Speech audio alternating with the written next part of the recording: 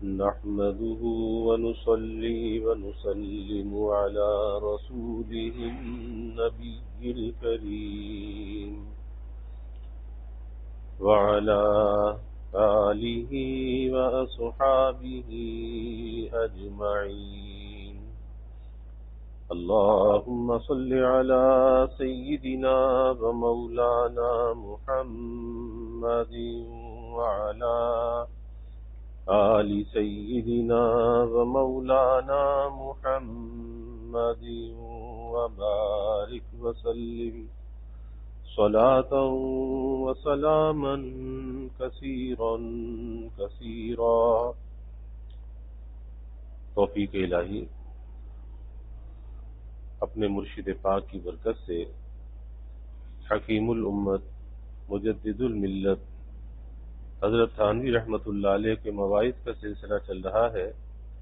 احسان الاسلام کے نام سے حضرت کا ہی بات چل رہا ہے، جس میں بات چل رہی تھی کہ ہم جو بھی عبادت کرتے ہیں تو اس پر ہمارا کوئی استحقاق نہیں ہے کہ اس کے بدلے اللہ تعالی ہمیں جنت دے، جبکہ معتزلہ کا یہ عقیدہ ہے کہ اللہ پر لازم ہے کہ اس کے بدلے ہمیں جنت دے.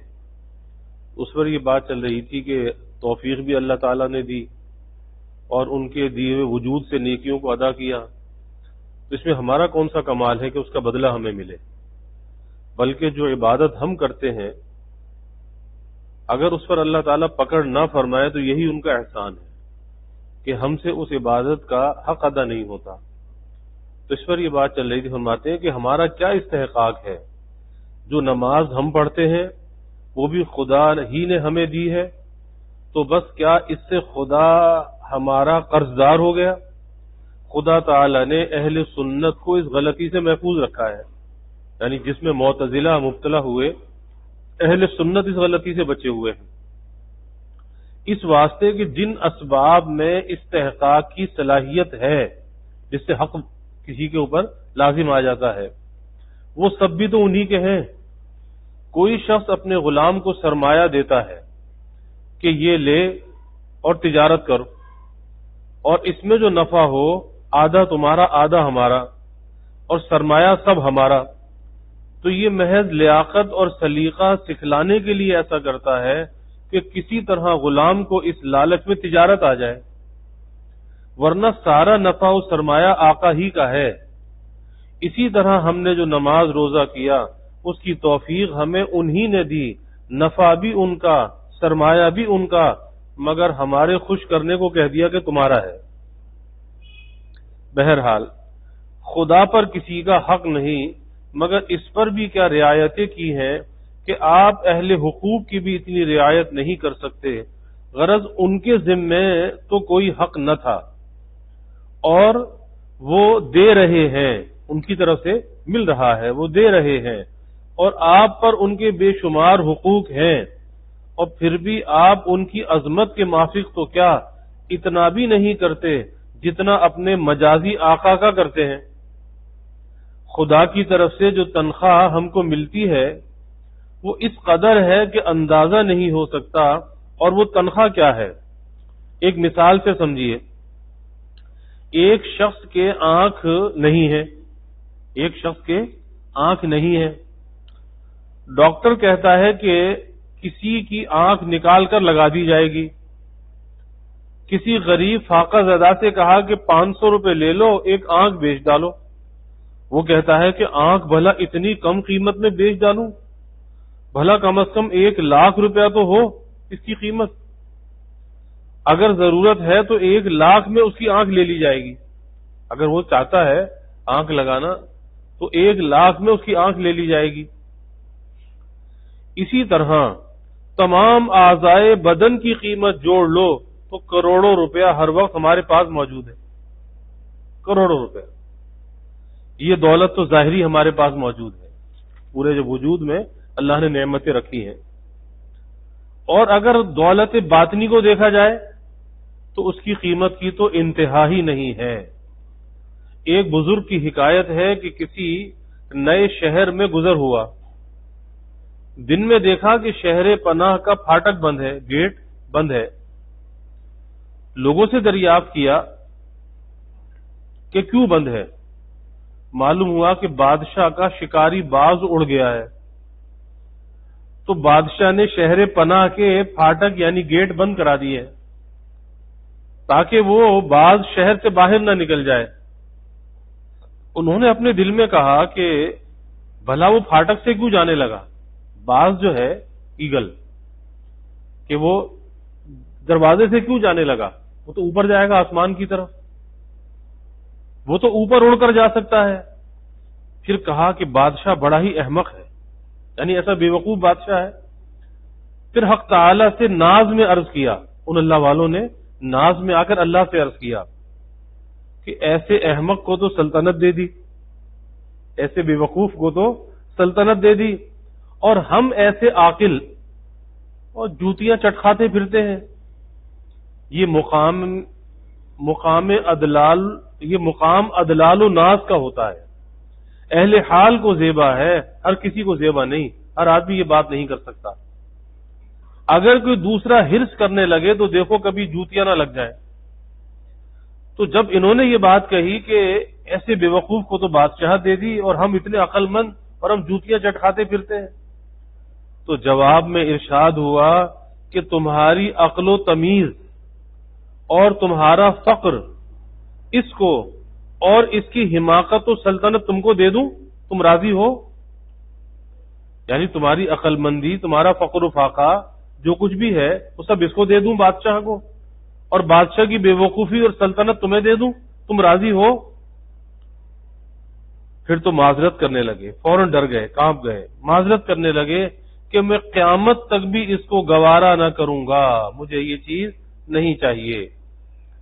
قیمت خود ہر دو عالم گفتائے، نرخ بالا کن کے ارزانی ہنوز، تو اپنی قیمت دونوں جہان بیان کی ہے، ارے نرخ بڑھا ابھی تک ارزانی ہے۔ یہ انسان کی قیمت ہے، پھر کہتا ہے کہ میں مفلس ہوں، یعنی اس پر فرما رہے ہیں آدمی کہتا ہے کہ میں مفلس ہوں، میرے پاس کچھ بھی نہیں ہے، ارے بھئی کروڑوں روپے کی نعمت ہے تو یہ لیے پھر رہا ہے۔ افسوس تم نے اپنی قدر و قیمت خود نہیں سمجھی، ادھر سے تو اس قدر عطا ہے کہ جس کا حد و حساب نہیں۔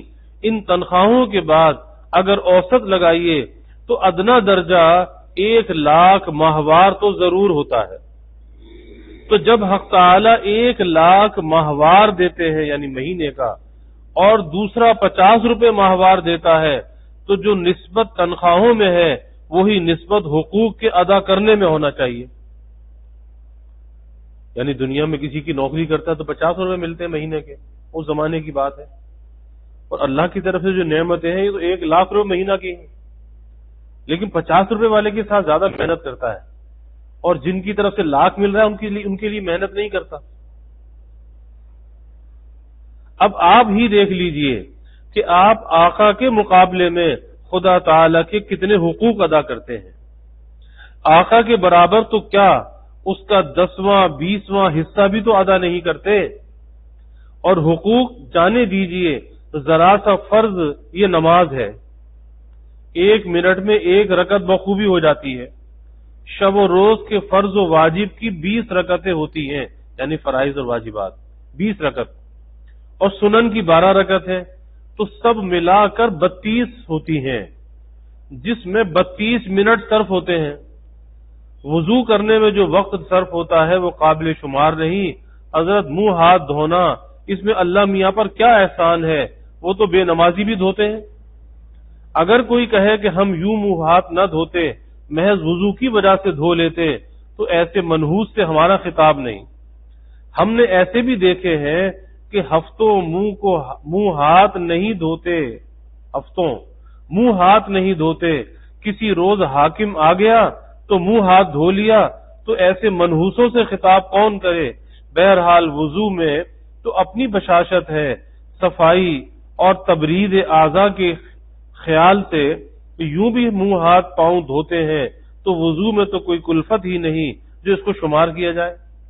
ہاں اگر مصیبت ہے تو نماز میں، خود حق تعالی بھی فرماتے ہیں وَإِنَّهَا لَكَبِيرَةٌ إِلَّا عَلَى الْخَاشِعِينَ الَّذِينَ يَظُنُّونَ أَنَّهُمْ مُلَاقُو رَبِّهِمْ وَأَنَّهُمْ إِلَيْهِ رَاجِعُونَ۔ اور بے شک نماز دشوار ضرور ہے مگر جن کے قلوب میں خشوع ہے ان کو کچھ دشوار نہیں. وہ خاشعین وہ لوگ ہیں جو خیال رکھتے ہیں اس کا کہ بے شک ملنے والے ہیں اپنے رب سے اور بے شک وہ اپنے رب کی طرف جانے والے ہیں. یعنی نماز گراں ہے کہ ہنسو نہیں بولو نہیں، یہ نہیں کہ کدھر چاہے منہ کر کے کھڑے ہو جاؤ، ایک ہی طرف منہ کر کے کھڑے رہو. ان کی وجہ سے کلفت ہے. یہ تو بہرحال شب و روز میں 32 منٹ یعنی 24 گھنٹے میں 32 رکعت اور 32 منٹ تقریباً آدھا گھنٹہ. تو اگر کوئی بڑا ہی خاشع خاضع اگر کوئی بڑا ہی خاشع اور خاضع ہوا تو خیر بہت سے بہت 1 گھنٹہ صرف ہوگا. بنا سنوار کے نماز پڑھی تو 1 گھنٹہ لگ جائے گا. ہاں اگر امامت کریں گے تو بے شک بغیر سورہ بقر کے نماز ہی نہ ہوگی، ورنہ اپنی نماز تو انا اعطینا اور قل هو اللہ ہی سے ہمیشہ ہوا کرتی ہے.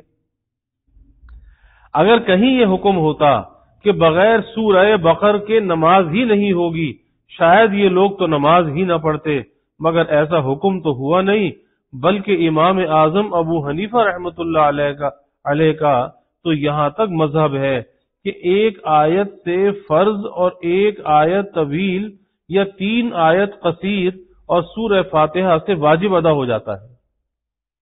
مثلا سورہ فاتحہ کے بعد مدہامتان پڑھ لیا تو فرض نماز تو ہو گئی، اتنا کہنے میں بھی فرض ادا ہو گیا، تو نماز تو ہو ہی جائے گی. 1 منٹ میں 8 رکعتیں پڑھ ڈالی تو حضرت فرض تو ادا ہو جائے گا لیکن واجب تو رہ جائے گا. اسی طرح تعدیل بھی واجب ہے نماز میں، تعدیل ارکان تعدیل بھی واجب ہے، اور ائمہ تو فرض کہتے ہیں، تعدیل کو فرض کہتے ہیں.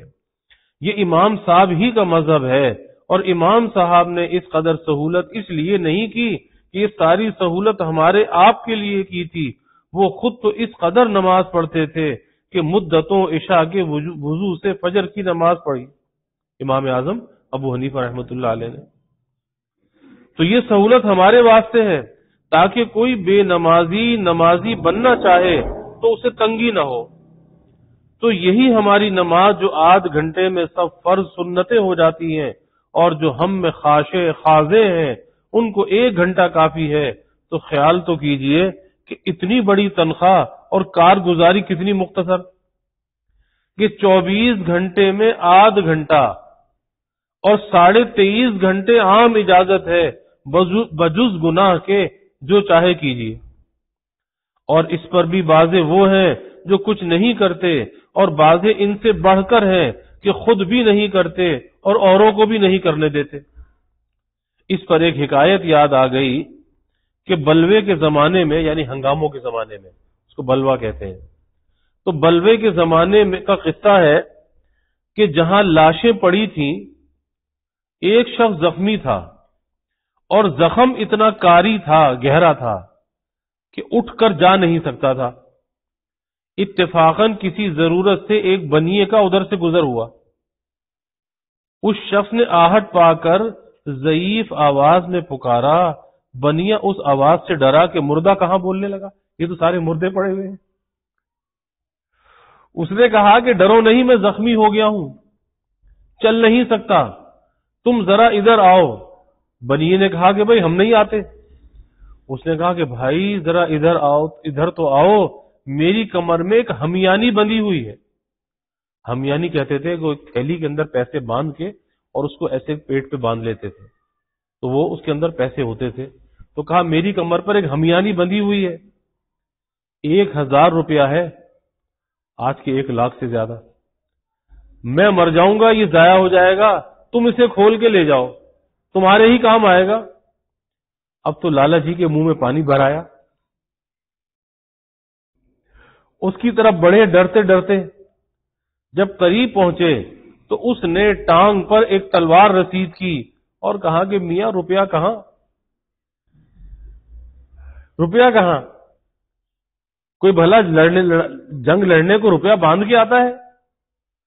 یہاں رات بھر اکیلے جی گھبراتا ہے، میں نے خیال کیا کسی آدمی کو پاس رکھنا چاہیے، کسی آدمی کو پاس رکھنا چاہیے، تو ویسے تو کون رہتا، اس ترکیب سے تم کو پاس رکھوں گا۔ اب بنیا گر پڑا اور بڑا ناخوش ہوا اور غصے میں کہنے لگا، سسرا نہ آپ چلے نہ اوروں کو چلنے دے۔ تو آج کل بھی یہی حالت ہے کہ دین پر نہ آپ چلے نہ اور کو چلنے دیں۔ اگر کوئی بندہ خدا کی تمام مصلحت پر خاک ڈال کر اس شعر کے مضمون کا حامل ہو بھی گیا، مصلحت دید من آنس کے یارہ ہما کار بگزارن دو ہما تو رہے یارے گیرن، یعنی بڑی مصلحت یہی ہے کہ سب کو چھوڑ کر بس ایک کو سب دوست لے لیں، یعنی ایک سے دوستی لگا لو، باقی ساری دوستیاں چھوڑ دو، اور خدا کی راہ پر لگ گیا تو وہ ان کے زوم میں پاگل ہو گیا، وہ ان کے نزدیک معاش سے محروم ہو گیا۔ حالانکہ دیندار لوگ باوجود کم ہنری کے بھی کھانے پہننے میں ان ہنر مندوں اور دنیا داروں سے اچھے پڑ رہتے ہیں۔ ہمارے یہاں ایک بزرگ تھے، انہوں نے ایک عجیب لطیفہ کہا تھا کہ علم دنیا تو جب تک خاص مقدار پر نہ ہو کام نہیں آتا، یعنی دنیا کی جو تعلیم ہے جب تک B A M A F A جب تک یہ نہ ہو تو کام نہیں آتا۔ مثلا بی اے ایف اے ہو تو نوکری ملے گی، یا اس سے گھٹیا ہو تو انٹرنس ہو، اور مڈل کا تو بالکل ذلیل درجہ ہے۔ پھر اس مقدار تک پہنچنا موہوم، خصوصاً آج کل کی عمریں تھوڑی ہوتی ہیں، پھر یہ بھی احتمال ہے کہ خدا جانے برابر پاس ہوتے رہیں گے یا فیل ہوں گے، مگر یہ اپنے فیل سے باز نہیں آتے، خواہ نیک فیل ہو یا بد فیل، سب اسی میں مبتلا ہے، اور نوکری کو بزبان حال کہہ رہے ہیں، تا تو یلن می رسی من بخدا می رسم، کہ جب تک تو میرے پاس پہنچتی ہے میں خدا کے پاس پہنچتا ہوں۔ تو یہ تو علم معاش کی حالت ہے، اور علم دین وہ چیز ہے کہ اس کی کوئی مقدار بھی بیکار نہیں، تھوڑا سا بھی سیکھ لیا اس کا بھی فائدہ ہے، آخرت میں بھی اور دنیا میں بھی۔ چنانچہ اس کے حاصل کرنے والے کے لیے کھانا کپڑا سب کچھ مہیا ہو جاتا ہے۔ علم دین اگرچہ معاش کے لیے ہے ہی نہیں، لیکن اگر کسی کو اس سے معاش ہی حاصل کرنا ہو تو اس میں جو بالکل ادنا درجے کی مقدار ہے کہ اذان یاد کر لے، جو کہ 5 منٹ میں یاد ہوتی ہے، تو اس میں بھی تو روٹیوں کی کمی نہیں، گو کانپور میں نہیں ملیں گی، مگر کسی گاؤں میں چلا جائے، وہاں کسی مسجد میں اذان کہنا اور جھاڑو دینا شروع کر دے، 2-4 دن میں روٹیاں ضرور ہی مقرر ہو جائیں گی۔ اور علم معاش اول تو ادنا درجے کے لیے کئی برس چاہیے، اور پھر بھی نوکری کا ملنا موہوم ہے۔ علاوہ اس کے ایک تفاوت اور ہے، وہ یہ کہ ظاہر ہے کہ ہر مسلمان مخاطب ہے ایمان بالتقدیر کا، تو اب میں پوچھتا ہوں کہ آیا تقدیر کے مسئلے پر ایمان ہے یا نہیں؟ اگر نہیں ہے تو تجدید اسلام کی ضرورت ہے کہ ایسا شخص خارج از اسلام ہے، اور اگر ہے تو یہ بھی ماننا پڑے گا کہ بی اے ایم اے پاس کرنے پر بھی قسمت سے زیادہ نہیں ملے گا، جو اللہ نے رزق مقدر میں لکھ دیا ہے بس وہی مل کر رہے گا، تو قسمت سے زیادہ نہیں ملے گا، پھر کس خرافات میں مبتلا ہوئے۔ اور اگر یہ کہا جائے کہ بے شک تقدیر پر ایمان ہے، مگر تقدیر کے ساتھ تدبیر بھی تو شرط ہے، کوشش تدبیر، تو ہم کہیں گے کہ ہاں شرط ہونا مسلم، مگر علت تو نہیں ہے۔ باقی شرط اور علت میں کیا فرق ہے؟ سو فرق یہ ہے کہ علت پر تو معلول یعنی علت کیا گیا، جس کا کوئی سبب نہ ہو اس کا مرتب ہونا واجب ہے، علت پر معلول کا مرتب ہونا واجب ہے، اور شرط پر مشروط کا مرتب ہونا واجب نہیں۔ ہاں مشروط کے لیے شرط کا ہونا واجب ہے، تو اگر تدبیر علت ہوتی تو ہم ہر تدبیر کرنے والے کو ضرور کامیاب پاتے۔ اب دنیا میں ایک شخص محنت کرتا ہے کامیاب ہو جاتا ہے، ایک شخص کامیاب نہیں ہوتا۔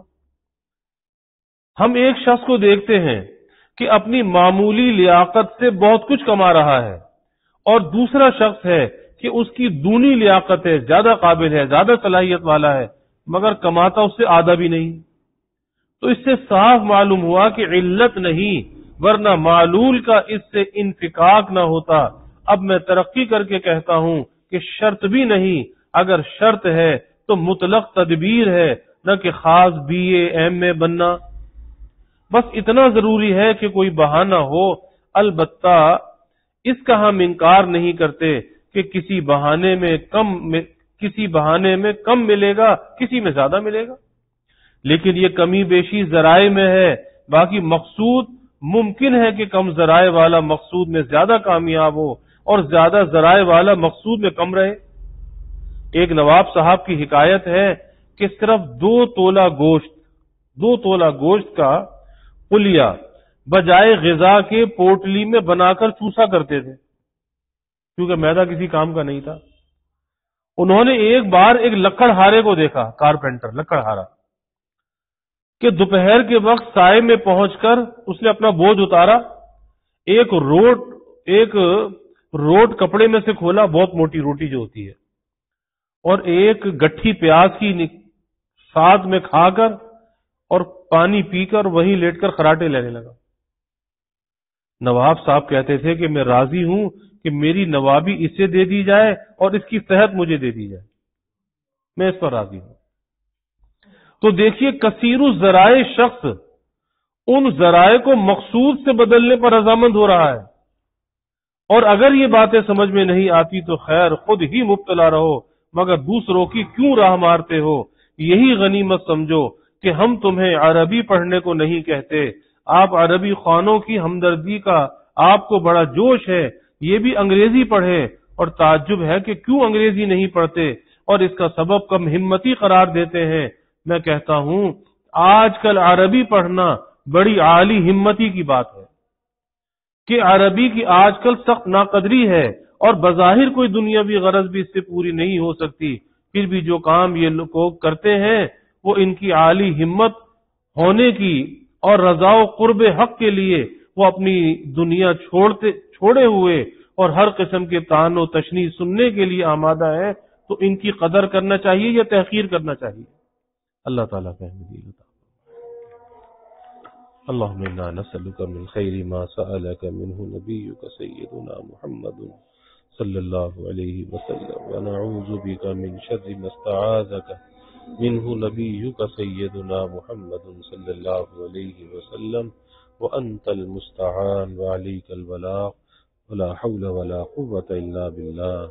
وجزى الله عنا محمدا صلى الله عليه وسلم ما هو أهله، وصلى الله تعالى وسلم على النبي الكريم. آمين.